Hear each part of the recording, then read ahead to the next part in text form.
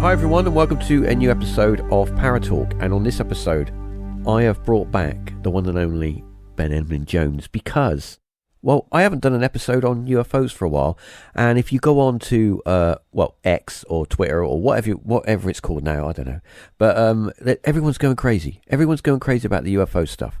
Everyone's, the drones and all this stuff. So I thought, I need to get Ben back and pick his brains. So without further ado, hello Ben. How are you? Hello, Reeves. How are you, sir? Good to be back. I'm all right. How's things going? It's been a while. Yeah, I'm fine, but it's been a while. I told you that I would get you back. And what have you been up to? Because it's been a while.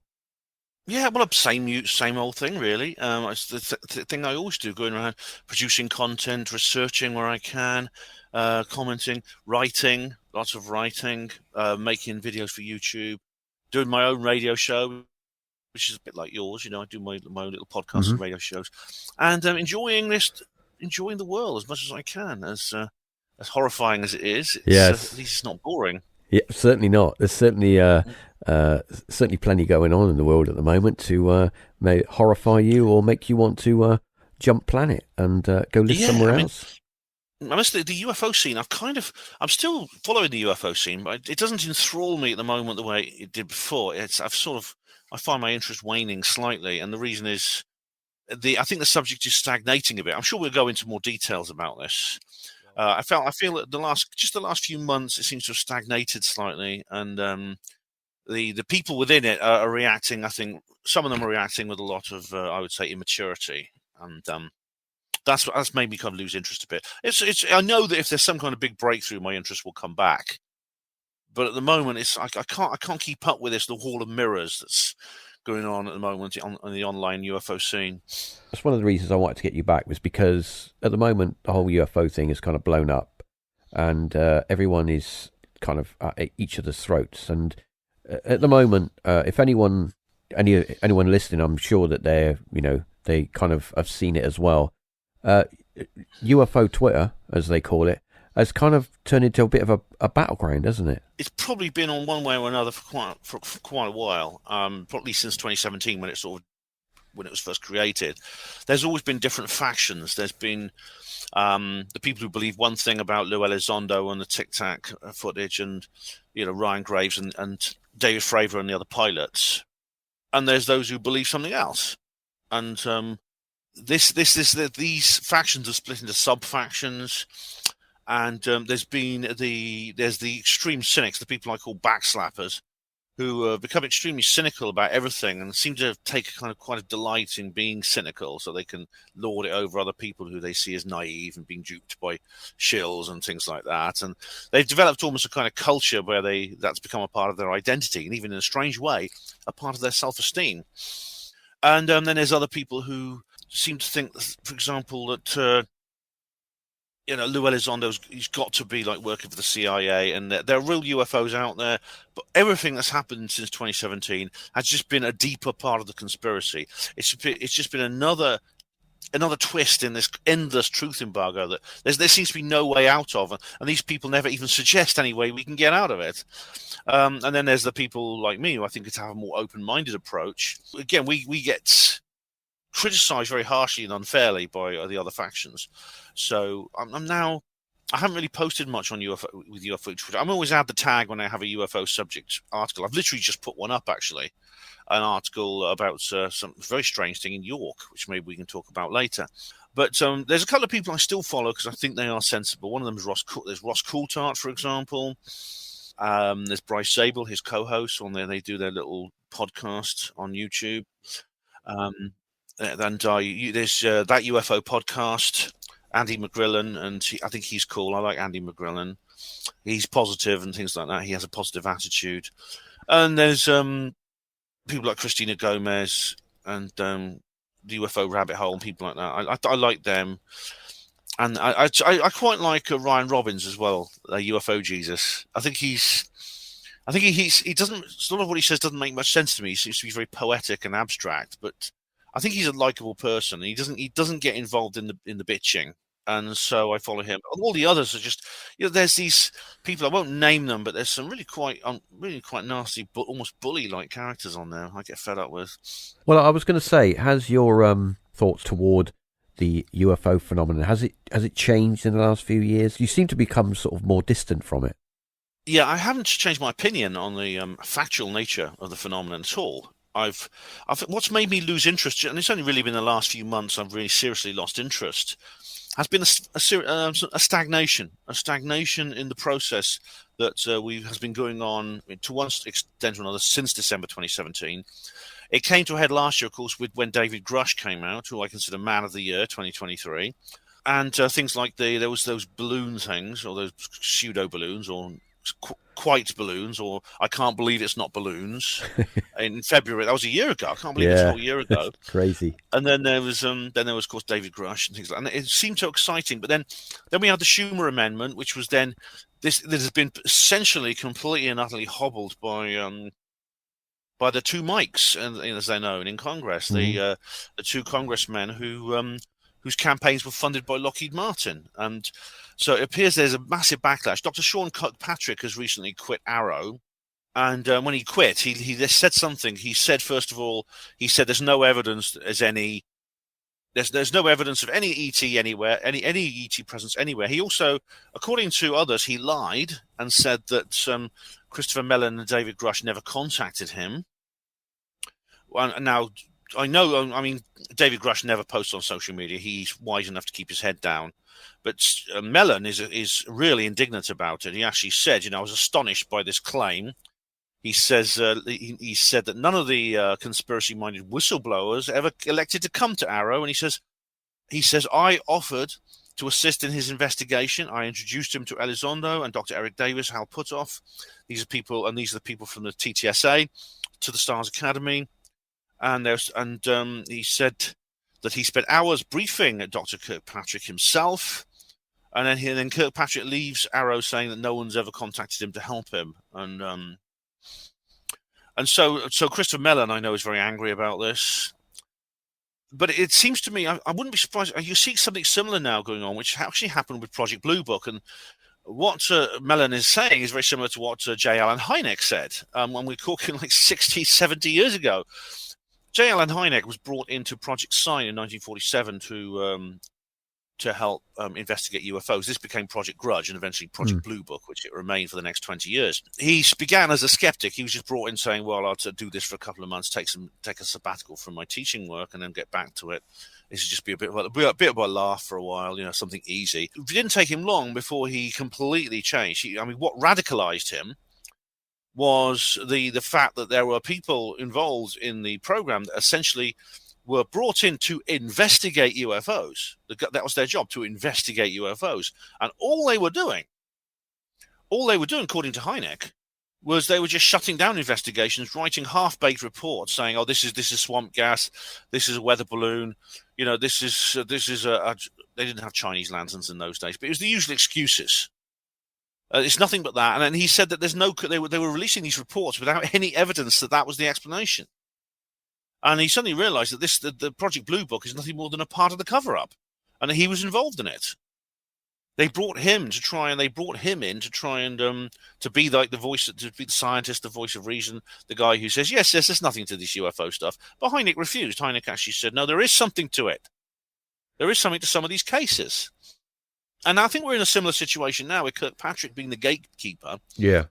And you have your your Hyneks in the form of people like Mellon.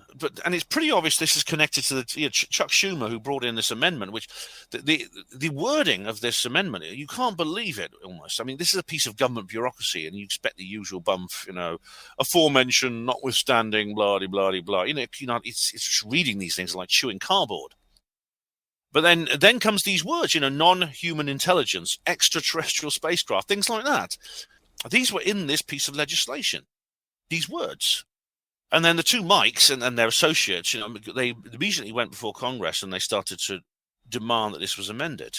As a result, it was absolutely nightmare getting this through the Senate. And it's now, when it came into law on Boxing Day, it's really a pale husk of its former self. And I think this tells us a lot of things, Reeves. It tells us that, and I don't think anyone can really pretend otherwise now. There is nothing to see here. Move along. No one can pretend that now. Yeah, there is something, because the government is against this, that is in favour of this truth embargo, is now taking active steps to prevent the demolition of this truth embargo. Well, why? If there's nothing to hide, why are they making such a fuss about it? Very, very frustrating situation. And I hope that changes. I really hope it changes. I know my interest in the subject will come back if this situation changes. Yeah, I kind of think that with corporations and people that have maybe got UFO technology, I think there is a lot of money involved and a lot of people are in people's pockets, and therefore over the years since those Project Blue Book days and stuff, I don't think much has changed, because the people that are in the government that actually are pulling the strings are still the same people, or they're still connected to groups of people that are able to pull the right strings to restrain people from giving too much information away. And it kind of moves me on a little bit, because I was going to ask you, with all this, the UFO stuff that's been going on, the political side of it, we've seen a lot of new evidence or content that has appeared with these kind of strange looking, like the jellyfish drone and other stuff. What's your feelings on that? Yeah, I mean, Jeremy Corbell actually released this new footage of what he calls, it's known as the jellyfish picture. There's this other thing called the chandelier, which I think is slightly more credible. The jellyfish UFO was launched on the Weaponized podcast, which was the one he does with George Knapp. It shows a low altitude object in the sky above Iraq was it 2013, I believe this was, and it's just, you can't really, because it's taken from, I believe, from a helicopter. It's hard to see what the motion is of this particular object.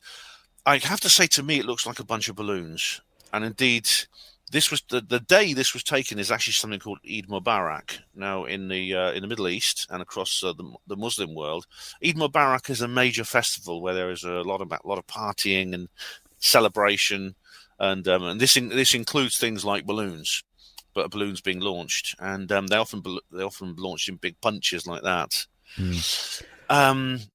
And it looks like one of those to me. I mean, I'd love to be proved wrong. I'd love to be proved wrong on that. I really would. But that's to me what it looks like. Do you think that these videos are put out there into the general public so that when you first see them, people think, oh, look at that, that's completely bizarre. And then other people come along and break it down and go, no, it's not actually that, it's this. And so it kind of decredits the whole kind of UFO pushing forward and, new stuff and things like that. Because when I look at that, the first thing I thought was, oh, it's bird poo on a camera lens. And yeah, that's it's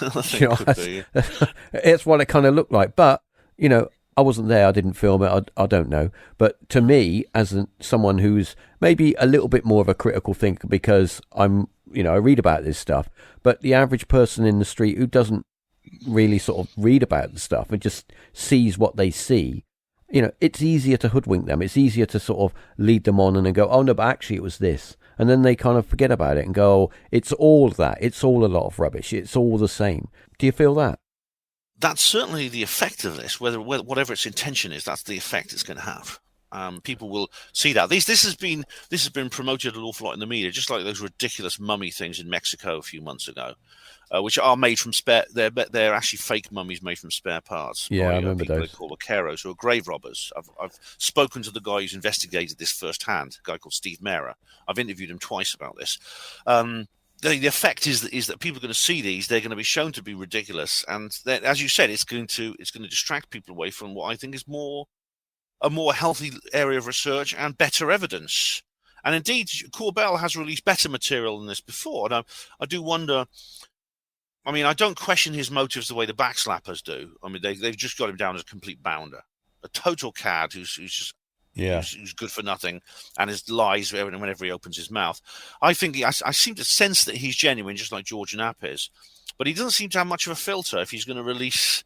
If this does turn out to be balloons, and he's published it amidst all this publicity, is he published it because he really thinks it's aliens, or has he published it because it's a bit of a slow couple of months? And admittedly, I'm not the only one feeling this sense of lethargy and fatigue. Is it just it's because it's a slow couple of months? He decided to release something he otherwise wouldn't release, just to keep his name in the top of the feeds. I don't know. Yeah, I was going to say that. Do you think that if you're someone out there in the public eye, and you've got a reasonably successful podcast, and you've got a very healthy listener base, and you're releasing stuff, you have contacts, people in the know, and they're giving you stuff, and you're at that level where you're a known person now, and you've maybe made a few films. You kind of, it's kind of a little bit addictive that you want to stay in the public eye and you want to stay relevant. So whatever you've got, maybe, I'm not saying, but maybe you're looking at what you've got, your deck of cards, and you're thinking, oh, well, it might not be that, or it might be, but I'm going to put it out there anyway because it keeps me relevant. It keeps me in the public eye. Do you feel there's a little bit of that there? It's possible it's possible that's what it is. Yeah, it's possible it is. That's exactly what's going on. And I mean, if that's the case, then it's disappointing. I mean, it could be that some people. I mean, people do fall into this temptation. We've seen this certainly with mainstream celebrities. I mean, when Milo Yiannopoulos suddenly announced that he was straight, I thought, what? And I thought to myself, hang on a minute, what's going on here? And it struck me that he hadn't been in the news for a few months. No one had really been talking about him much. And I don't think he likes it when people aren't talking about him. And so he had to say something to attract interest again, to become relevant again. Mm. And so he said the most. Obviously, he's not straight. I mean, he's the guy's as as a 3-bob bit, but and he always has been, but he just has to kind of like keep people talking about him. And I think in some of the areas of ufology, among the celebrities, the rock stars of the UFO world, which I'm quite glad I'm not one of them actually, you get that same attitude sometimes. And, yeah. But it's a shame because in the end it discredits you. Well, you see what I mean? Yeah, it can come back and have a very negative effect on you as a public personality, because goodness knows you're putting it out there. Sorry, carry on. You're putting it out there, and you've got to have quite a serious filter. And if you put something out there, you're putting your name to that, and you're saying, this, I believe this to be whatever, But I've noticed a lot of stuff that's coming out at the moment is all very ambiguous. People are putting stuff out there and going, well, it could be this, it might not be that, but they're not giving you a straight answer. They're saying, well, and I suppose in a way, yeah, I understand, because if I put a video out there of something in the sky that I'd filmed, I'm not going to turn around and go, that's Gary the alien who has come to say hello. I'm just going to say, I don't know what that is, but you make up your own mind. Yeah.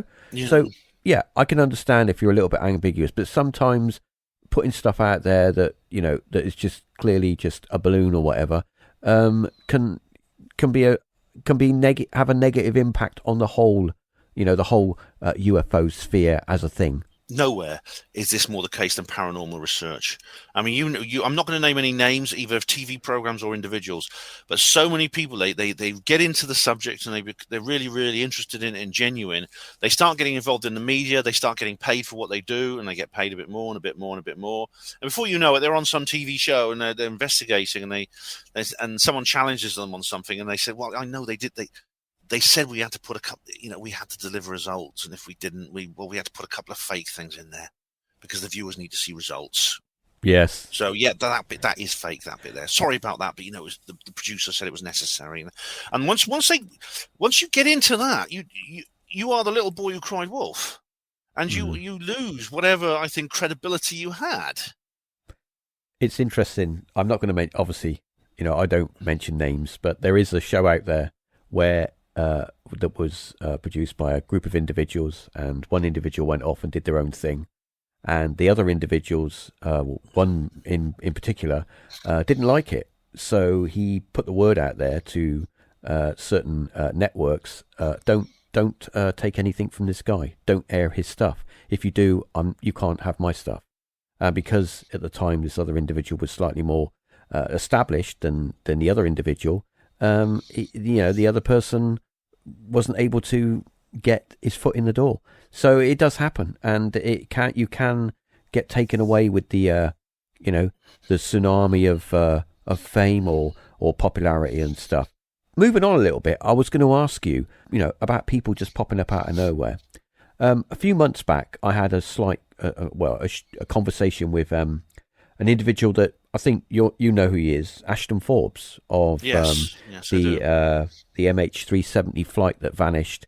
When was it? 2018? I think it was 2014. 2014. Yeah, we're coming up to the 10th anniversary in a couple of months. It kind of just, it disappeared, and he's done a lot of research into it. Now, talking about videos that pop out of nowhere, a video popped up a while back. I think it was a few months ago. I think.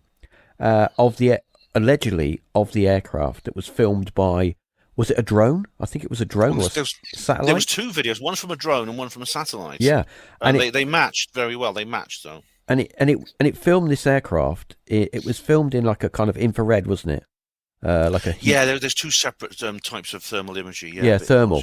And it shows the aircraft circling around, and it shows these three objects, kind of spheres, circling around the object, and then after a while there's a flash of light and the aircraft's gone. What's your thoughts on all of that? This is extraordinary. I mean, I came across Ashton when he started putting stuff on YouTube. And this is a plane. It was back in March of 2014. A Malaysian airliner from Kuala Lumpur, Malaysia, on a routine overnight flight to Beijing, China. About 40 odd minutes into the flight, the plane just vanished. I mean, it's literally the pilot, Captain Shah. He just literally signed off because it happened when the plane left the Malaysia air traffic control and moved over to Vietnamese air traffic control. You can hear the controller saying, "Contact Ho Chi Minh 1200.9," which is just saying you're now under the control of the Vietnamese air traffic control zone. And the captain says, "Contacting Ho Chi Minh 120.9. Good night." And you never hear another word from him. And a few minutes later, he doesn't contact the Vietnamese control tower, and the plane, all the transponders on the plane just switch off, and it goes dark off on the navigation radar. And next thing you know, I mean, of course, there's a massive search to try and find the plane, and the military is alerted, and there are several reports, some very garbled, mixed reports, that the plane had turned westwards and flown over the island of Sumatra and into the Indian Ocean.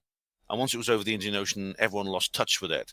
There's also Inmarsat, which is a British navigation satellite that is said to have kept in touch with the plane for the next 6 hours, which is basically until its fuel ran out. Therefore, the conclusion was the plane flew into the Indian Ocean and eventually just crashed in the sea when it ran out of fuel. There's been a big search. No floating debris was originally found. But then a couple of months later, some debris debris from a Boeing 777, that kind of airliner, did wash up on Reunion Island in the Western Indian Ocean. Some more has been washed up on Southeast Africa, but this has not been formally identified as coming from MH370. Yeah, because it was if I remember correctly, the alleged wreckage that washed up was very clean, considering it would have been in the water, in salt water for so long. It didn't have any corrosion on it or anything. Well, yeah, some people saying it didn't have enough shellfish. Yeah. There was no sign of yeah. It seemed that it hadn't been there long enough. Normally it'd be covered in seaweed and things, and it wasn't. Things like everyone had some sort of question about where it came from. Mm. Also, the identity. There's an identity plate which is very firmly attached to every component of a modern airliner, telling you with all the information about the plane it comes from. This is in case it is found somewhere when a plane crashes, so it can be identified. This is essential for air accident investigation. Therefore, the identification plate is attached very firmly with rivets to the side of it. It's not just glued on; it's attached with rivets to whatever part of the plane it is. Now, the identification plate had been removed. Now, the only way it can be removed is removed deliberately, and the only time that's done normally is when the plane goes to the scrapyard. Indicating that possibly it was called a flaperon, which is part of the plane's wing. This flaperon had literally been taken off an old 777 that had been left in the scrapyard, and it might have been planted. I mean, some people claimed it was planted. There was actually a very good documentary on Netflix all about this. Yeah. And it was just quite open-minded for that mainstream channel. And Ashton has got on top of this. You see, I didn't really ask many questions about this. I assumed that the plane had flown off to the Indian Ocean. And the reason no one could find it is that the pilot may have controlled landing on the surface of the water and the plane then sank. This is what people suspect Amelia Earhart did. This is the round-the-world aviator. Yeah. This was way back in the summer of 1937. She tried to fly all the way around the world, but disappeared in the middle of the Pacific Ocean. And no wreckage has ever been found of the plane, nothing floating. So people believe that the plane actually, when she ran out of fuel, carried out a controlled landing and couldn't get out the plane into the life raft or whatever before the plane sank. Interestingly, some people think they found that plane on the seabed. I just found out. It's possible that happened, and I didn't question this. Until I watched the MH370 documentary on Netflix, and I started watching Ashton, because Ashton is convinced that these videos he's found are real, and he brings some intriguing evidence to bear.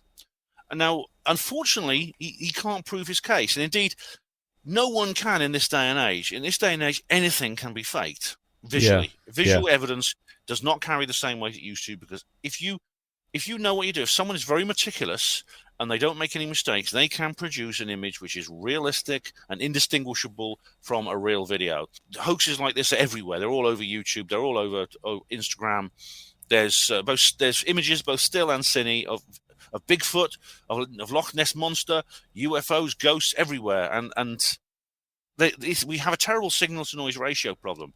And a lot of Ashton has got a lot of critics. A lot of people have come up and said he's talking complete nonsense. However, he has stood his ground. He's fought his corner, and he's made quite a few enemies. But I find what he says fascinating. I find, in fact, to describe it, we should describe it. What it shows is a 777 airliner flying along, and then these like orb UFOs suddenly appear, and three of them start circling around the plane, sort of laterally, on a vertical axis, just circling around the plane, and then the plane there's this big flash of light, and the plane vanishes, and the orbs plane, everything just vanishes. Now, the other conspiracy is that there were people of interest on that aircraft who had technology that other people wanted. There were several passengers actually who were, I think, persons of interest. There was about 20 people from Freescale Semiconductors. This is the company you mentioned. This is a company based in China which creates, as the name suggests, semiconductor technology, which is very important for electronics. And they have a lot of customers in the defense industry and in the intelligence services. So they were part of the military-industrial complex. There were also two men on there. There were also two guys on there. There were two Iranian passengers who had fake Dutch passports. This was only found out afterwards when their passport records were analysed. There was a couple of Russian people. There was two Russian men with connections to the FSB, the Russian Foreign Intelligence outfit. Now, Jeff Wise, the researcher, I think has picked that up and run with it a bit. He's come up with this scenario that basically the Russians hijacked the plane and things like that. He's not produced any solid evidence for that, but he has like a hypothetical scenario which he's been sort of sharing around. I'm going to go out on a limb here because this is a theory that I've read, and I think it's stretching it a little bit, but I just want to bring it up. Do you think that if we go back to the Philadelphia experiment, when they allegedly made a ship vanish and it teleported to a different place and a different time, do you think that maybe there could be technology out there that's all these years later is now in use, and that's maybe what was used? Yeah, I found the Philadelphia experiment a bit incredulous, to be honest. It came from, there's several people, a guy called Al Bielek, for example, a guy who, what's his name? He had several names. A lot of it came from him. A lot of it came from another guy called Al Bielek. They came up with fanciful ideas about going through a portal to the Montauk laboratories, 40 years in the future and things like this, which you can't really do because then you end up with causality paradoxes and things like that. Also, what's more, the ship USS Eldridge was actually, it never suffered any real damage, and it was actually sold to the Greek Navy, and it was in service until the 1990s, I believe, and it was renamed, it was put a new flag on it, and there were never any reports of anything strange going on there during that time. However, the idea that there are, for example, attempts to make ships invisible to radar or invisible to magnetic anomaly detection is very real. In fact, warships they go through a process called degaussing, which is where electric currents are put through the hull in order to try and reduce the magnetic signature of the steel, of the iron in the steel hull. That's quite routine practice. There were also ships such as the Zumwalt-class destroyers from the US Navy that are specifically designed to have a very low radar signature to make them less easy to detect by radar. And you may have seen them. They have like a pyramidal. They have a very strange look. They have almost pyramidal look to them. They don't look like normal ships. And things. They only built, I think, 2 of these ships because they're very expensive and they're also quite unstable at sea. I don't think it's a design that's going to catch on. But those are examples we're talking about. And indeed, of course, we know about the stealth aircraft. We know about that they're covered with there's things like radar absorbent material, things like that. So that technology does exist. Now, what Ashton is claiming is he believes that basically this is a deep state operation the plane was disappeared. The way he believes it was teleported or to where? Where do you think? Where do you think it went? Well, he claims it went to Diego Garcia. Now there is a military base on Diego Garcia, which is an island in the middle of the Indian Ocean. I think it's possible at least that it's not human. It's not human technology. He disputes this, but I think it's possible it's not human technology that did this. But there's no way of knowing. I mean, there's no way of being certain about what exactly caused it. I mean, if this video is genuine and there really were these orbs circling the plane, which then big flash of light and everything just vanishes, where's the plane now? Where are the people? Where are the people? If you're a pilot, okay, and you're flying an aircraft, and this happens, so at the moment you're in one place, and the next minute you're in another place in the sky, unless the pilot's in on it and knows what's going on and is prepared, surely that would affect all the instrumentation. He would literally be flying blind because surely whatever energy would affect all of the instruments on board. I'm thinking maybe, if there was an outside influence, maybe those on board maybe were part of it. It's hard to know. It's hard to say how many passengers were involved. I mean, I've seen interviews with some of the relatives of the passengers and crew, and it's pretty clear that not all of them could be. And some of them are extremely angry, and there's been some class action lawsuits against Malaysian Airlines. There's people were interviewed in this documentary who say that basically the government knows all about it and they're not telling them. At one point, there was even a riot outside the Malaysian embassy in Beijing. It takes a lot to make the Chinese riot because the Chinese government is actually brutal when it comes to controlling riots. We've seen the Tiananmen Square massacre, for example. Obviously not everyone was. The pilot himself, I mean, there's been a lot. He's one of the prime suspects, of course, and his life has been poked and prodded by investigative journalists, by the police. They've taken files from his computer, claiming he had a flight simulator file, which reveals everything. It doesn't actually. It's not. They said things like, "Oh well, he had a bad marriage. He was knocking off one of the stewardesses." It sounds like a soap opera. There's no. I don't think there's a final answer to this. But I am reconsidering my position. I mean, I do think there's something strange happening here.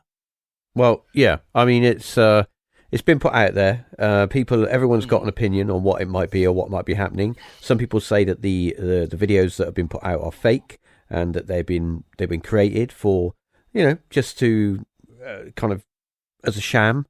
Other people like Ashton have looked into it and dug up a lot of interesting facts, which do make you think that there's something more going on. We do know that, governments around the world don't tell you everything. And if you believe everything that the government's telling you, then, you need to have a word with yourself. God, yes, definitely. So when it comes to this, I'm always very skeptical of somebody in a position of authority saying, you need to believe that. No, sorry. You need to go to lots of different places to get an idea and come up with an opinion, no matter what it might be. So I'm coming to the end of this episode now, but I just wanted to ask you, if you could sort of look ahead, maybe in another 2 to 3 years, do you think that the UFO disclosure movement, whatever you want to call it, do you think it would have moved on at all from where we are at the moment? Well, based on the pattern that I've observed since 2017, I have to say yes, it will do. I mean, we've been through periods of stagnation before. We've been through these lulls and these doldrums before, and they have picked up. And it almost feels like a pattern. Actually, I don't know if that's deliberate or not. We're seeing something theatric. I don't know. I mean, because I've actually literally just been emailing a friend of mine who says he's told me that he knows somebody who's on the inside of a lot of this research, and he says something big is about to go down. Now, we've heard this before several times, but I think it has to. I don't believe that the forces that have been unleashed can simply be nullified, completely nullified. I think that the genie's out of the bottle and you can't get it back in. So it's got to have some kind of effect. I mean, it's as sure as up is down, as sure as up something goes from up to down. There are forces within things like this, within these human dynamics and within this political dynamics, you find there are similar forces which are irresistible, and I think we are seeing them in place, which means something is good. Something has to happen. We found that the truth will out. It has an uncanny ability of maintaining itself and coming out. I mean, to give you an example, and we've just had a story just been released of all places, a primary school in York has had a fake alien invasion. They've just staged an alien invasion. It's very elaborate. It involved the police. It involved the National Health Service, and things like that.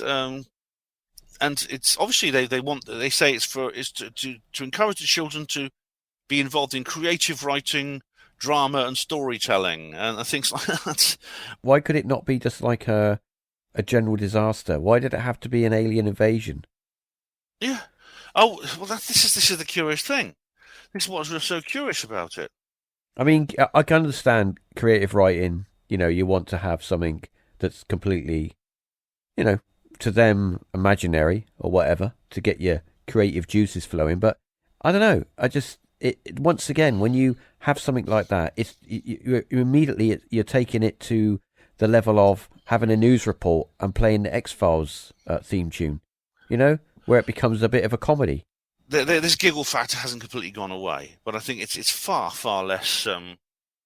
It's far less obvious than it used to be. I mean, I don't think you get like the same attitude. I think in general culture, the status and position of the UFO phenomenon, its place within society has changed. And my dad asked me questions about UFOs. And that really was the moment when I knew everything. Nothing could ever be the same again. When my dad comes to me, he's such a normie. I actually gave up talking to him about this about 20 years ago. And he volunteers information to me and says, "What's all this about? I've been reading the news about UFOs." And I thought, for him to have come across that information, it must have reached a profile like never before in the mainstream.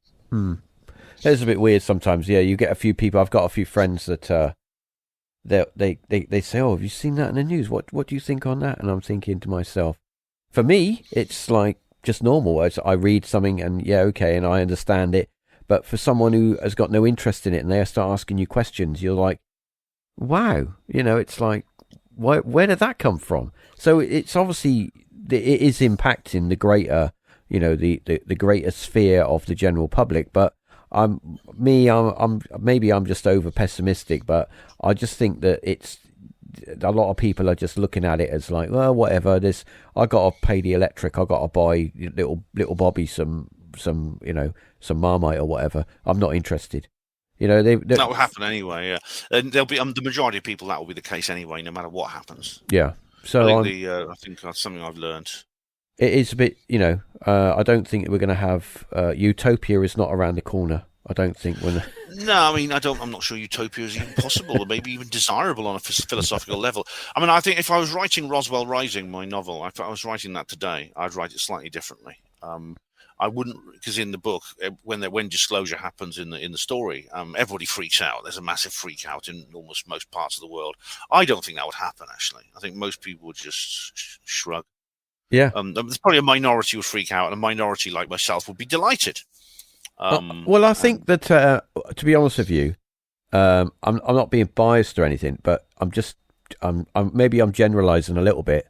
From my perspective, I think most people who get up every day and go to work and just do their thing and come home and have their dinner and watch a bit of TV, they'll be like, "Oh wow, yeah, they're alien, yeah." And then that'll be it. But I think the people that it's would affect the most are people who are like either deeply religious or have a very solid belief structure about how the world is or should be, or that kind of thing. And I think it would impact them a little bit more. And whether they all look at it as angels or messengers from God or what, I think that those people will be affected more, and it will have more of an impact on their life because of the way that their mindset is structured. The average Jeffrey that goes to work and works in a factory and just drinks with his mates, who doesn't plays the Xbox at weekends or whatever, he'd be like, "Oh yeah, whatever, I'm going to watch this film now." So I think do you know what I mean? Yeah, absolutely. I think there's. I mean, some skeptics I think might go into retirement rather than apologise. But yeah, I mean, generally, I think. I mean, no one can predict exactly what happened. I mean, the reason I wrote Roswell Rising was an attempt to predict the societal changes that would happen in the event of UFO disclosure, and I did as good a job as I could, I think, with the information I had at the time. But I think the last few years has revealed a different story. I think I would write it differently. I'm writing a new story now, which is actually I'm publishing it as a serial actually on my website, and I am writing it slightly differently, even though it has the same sort of theme, slightly different theme. Before we wrap up this episode, what is it about? It's called The Obscurati Chronicles, and it's in chapters 1 to 7 are available on Ben's bookcase, which is on my website. That's hapanmo.blogspot.com. Yeah, and I'll have to put a link in the with this podcast so people can go and have a gander. Do. I mean, the best link is probably just the Hapanmo Voice, because that's my news site. That's my news blog, which I update most often. Okay. And that's the one. I'll send it to you. So I think we're going to wrap up now, because we've had a good old catch up and a good old natter about things. But I would just want to say, the summer's coming. Hopefully, in a few more months, it's going to be nice warm weather again. And in the summertime, you're normally out and about doing like little talks and stuff. What's your plans for the coming months? Well, in August, August. I'm going to Dorset, because I'm speaking at the Dorset Earth Mysteries Group, and I'm also speaking at another location in that area around the same time. So I'm going to be going on tour, and I'm hopefully speaking much sooner. Actually, maybe in maybe month after next, or next month, I may be speaking at the Maplethorpe Group, which is in Lincolnshire. And I'm currently talking to several other people about speaking in other locations, and I'll speak anywhere anyone wants me to. I can speak on a variety of subjects, and I don't charge for my time. I mean, if I ask people if it's possible they can pay for my my transport and maybe give me somewhere to stay, which could be something. It could be someone's sofa. I don't really care. Apart from that, I don't charge any money. I can cover all kinds of subjects. And I love doing live talks. I love meeting people and things like that. It's always great fun going on tour. I do enjoy it. And these be recorded and put on your YouTube? Yes, I always record them. It's nothing like seeing it live, though. You know. It's an event, innit? You go out, you meet other people. Yeah. It's all about networking, innit? I hope this year. Last year was a bit difficult, but I hope this year I'll be able to get out and do a few ghost hunts, a few vigils, maybe do some, cool. Some video for the YouTube channel, the Paratalk video, little episodes. So I've got some ideas, but it's all about time, and you got a job and you work and you got to juggle things around. But if we get some nice weather, who knows what might happen? Who knows what the future holds? I don't know. Anyway, Ben, thanks for joining me on this episode and giving me a little bit of an update. You'll be back anyway in a few months, or because of the UFO stuff, cheers. I'll be getting you back because I need someone who can make sense of all this kind of craziness. Well, I do my best. Yeah, I'll include any links to your stuff in the podcast so people can go along and have a read and stuff like that. Thanks again, everybody, for listening. And give it a like or a share or whatnot wherever you might be downloading this episode from. It really does help if you give a little bit of feedback or a thumbs up or whatever. But until the next episode, take care and talk to you soon.